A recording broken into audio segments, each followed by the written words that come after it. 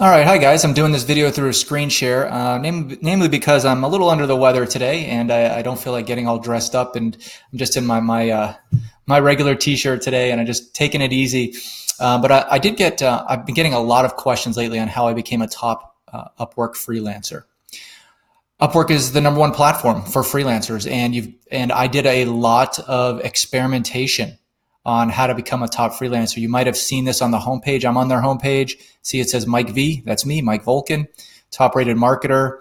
I literally joined Upwork a little over a year ago, and there's over 12,500 marketers on Upwork. And somehow I became top rated through persistence, through testing their algorithm, through great communication, through optimizing my Upwork profile. I'm going to show you some of those today. So a lot of you have seen me on the homepage, immediately started reaching out to me.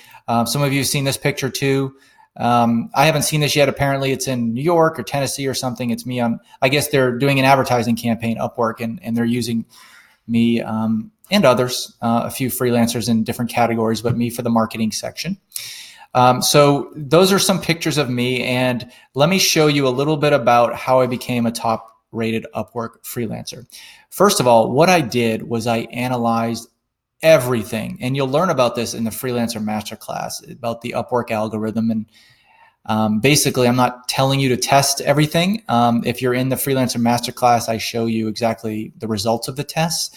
But if you're not in the Masterclass, I'll tell you that everything from the picture up here to the title, to the first paragraph, to the portfolio, to all the reviews, all have a certain level of importance in the algorithm. And what you should do is have a series of tests. Now, in my case, I had a spreadsheet going with everything I wanted to test. So I tested whether a video will give me better organic rankings than not having a video. So for example, I tested my profile for a month in the organic search, and I typed in marketing strategist, and I noted every single day where I was on the rankings for marketing strategists.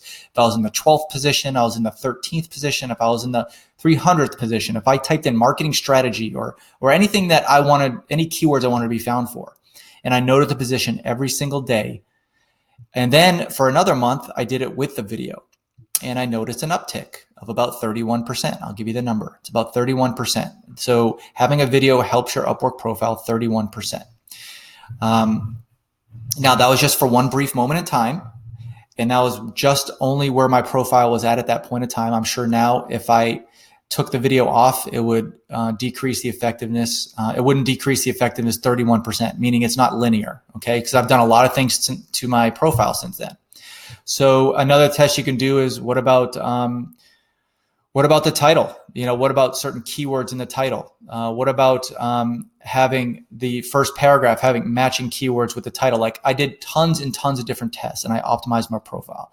And then I did, what happens if I added pictures and then videos to all of my portfolios? I tested all that stuff. What happens if I only added 2 skills instead of 20 skills or 10 skills?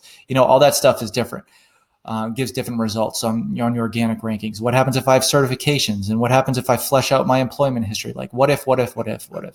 For over a year, I tested adamantly, and I'm still testing. Right now, my test is what happens if I do invite only on my title? Does that mean I get more invites? Now, that isn't an Upwork algorithm thing, but that I want to know if people see my profile and see invite only, do I get more invites? Because now that proposals cost money, I want to see if I put this in my profile, will people invite me more? And so far, the answer is yes, by about 12%, but I still got another 10 days of testing. I like to test for about a month, okay? So that's one thing, is analyze everything. Get a list of everything you want to analyze and just figure out how you're going to analyze it. And it's very important when you analyze something not to have more than one change. So for example, if you wanted to analyze whether a video helps you or not, you can't change a bunch of things in your profile while doing the testing and then say, oh, my organic ranking went up X%. Because you changed so many other things, you don't know if those other factors play a role in your video test or not. So only change one thing at a time, so you know if there is a change in percentage, increase or decrease, that it has to do with that one change. Okay, so that's very important. Another thing, be adamant about prospecting. Okay. It's very important to prospect, even when you're full of clients. If you stop prospecting, you're going to stop getting prospects in your pipeline. And when you stop getting prospects in your pipeline, you're going to have dry spells. And that's the number one reason why freelancers aren't full-time. Many of them aren't full-time is because they don't prospect full-time. So you have to prospect full-time. What do I mean by prospecting? Getting on LinkedIn, posting on social media, making new contacts, expanding your network is the bottom line. So you should have an end goal of expanding your network to 5, 10, 15, wherever you want to be, new prospects every single week. That means you want to touch base with new people that will potentially be customers. Okay. And that doesn't mean selling them. I get emails every single day. Hello, sir, top SEO strategist here. I'll guarantee you one first page ranking. That's not a prospect. That's not reaching out to somebody. That's just blanket emailing people with advertisements. Prospecting is developing relationships. Okay. And we teach you how to do that in the master class, but to keep this YouTube video short, that goes beyond the scope of this video, is how to build relationships.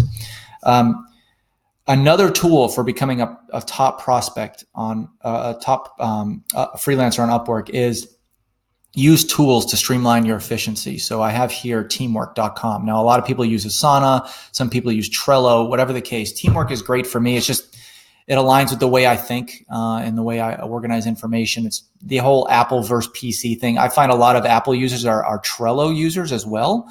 And then most people who use PCs are teamwork.com people, but that's neither here nor there. So with Teamwork, I can take all of my clients. These are just fake clients, but I just put them in here just to show you.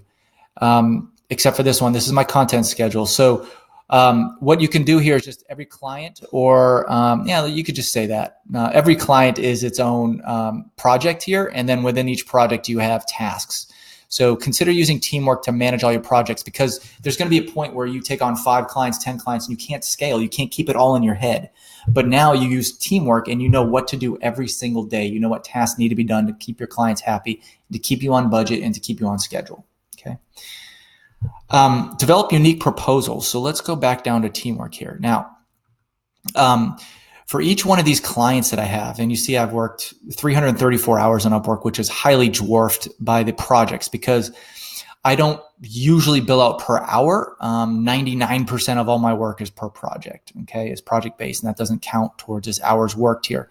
But in terms of unique proposals, I use Loom. So this is what I'm using right now to record this screen share is Loom. So Loom.com is free. I pay for the premium upgrade. It's like $10 a month for various features.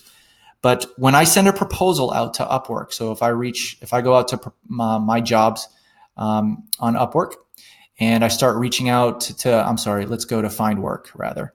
And I see on my feed, let's just say I want to do this first one here. I want to apply to this. I would look at, of course, the job proposal, and I record a custom video just for them. Hey, my name's Mike. I see you want to do a new Amazon listing and you want to optimize it and get some sponsored projects up there. That's great. This is my experience, blah, blah, blah. If they give a domain in their job listing, even better. So you can do a little bit more detail on research on their company.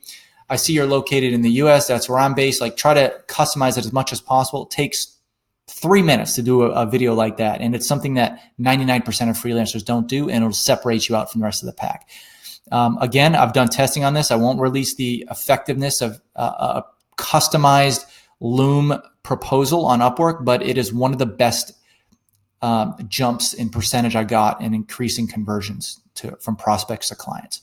So consider that. Another tip in becoming a top freelancer on Upwork. So far we've done analyze everything, be adamant about prospecting, use tools to streamline efficiencies like Teamwork and Loom, okay? Deliver unique proposals with Loom, okay? And then provide great upfront value.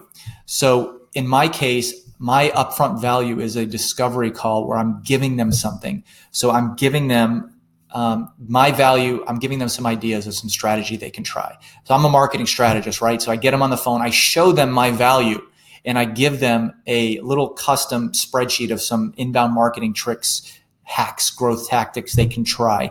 It takes me about 20 minutes to customize something for them, but it's showing them a value. I have a designer who gives them a watermarked sample of what they would deliver to their client. I have a UX designer who would do a website review screen share on Loom just like this. Takes them 3 to 5 minutes, and it's something of value. So if you provide something of value to your client, they're more likely to hire you on Upwork. Okay, so that's how to become a top freelancer. Most freelancers are just like, here, I'm a billboard. This is what I do. This is why you should hire me. I'm not listening to you. I don't care about what your job posting. Just listen to me. This is all about me, and hire me. If you can show value into what you do by listening to them and giving them something unique, you're already putting yourself in that top 20%. Okay. And another thing is, this is the top 1% that'll get you to over the edge if you want to do this. And I do this, I'd say about a third of the time with prospects, especially with larger prospects, is I give them an actual gift. I mail them. Too often we're encumbered in this digital world where I meet you through email, or I'll meet you through Zoom or some kind of go-to-meeting, and I'll never actually meet you in person. Sending them a client gift is something that says, hey, I'm a real person in the real world just like you. Here's a gift basket. Thank you for your business. You might think, oh, Mike, $30, $50 for a gift basket, that's too much. It's not, because if you build a relationship with them over time, that gift basket will more than pay for itself. And through my testing, the more the clients I give gift baskets to usually pay me 22% more in net profits than clients I don't send gift baskets to. That means also my testing shows that I keep them for an average of 3.5 months longer. So 3.5 months longer, 22% more. They are more in touch with you, they have more of a relationship with you. You're telling me a $30 or $50 gift basket won't pay for itself? It does many times over. So again, I test everything, and gift baskets are a win-win. And you can just type in client gift baskets in Google. I've used every one of these companies. Harry & David's has the best quality, but it's also the most expensive. But really, everybody knows Harry & David. When they get a Harry & David gift basket, they're like, oh my God, this guy's quality. So if you really want to I'll give Harry & David one to clients that are paying me $10,000 or more over the next couple months. If not, I'll just get them a simple cookie basket or something with Carolinas, or Foreign Print has some good ones. But really if you're going to get a gift basket, don't go cheap. $50 minimum, $30 minimum, something like that. I've received some gift baskets from some freelancers I've worked with that are like, why did you even bother sending this? It's like a cheap little corkscrew in a card. It's like, what the heck? It's like, come on now. So send gifts for clients that you want to have long-term relationships with. Okay. So hopefully these tips will help. Good luck.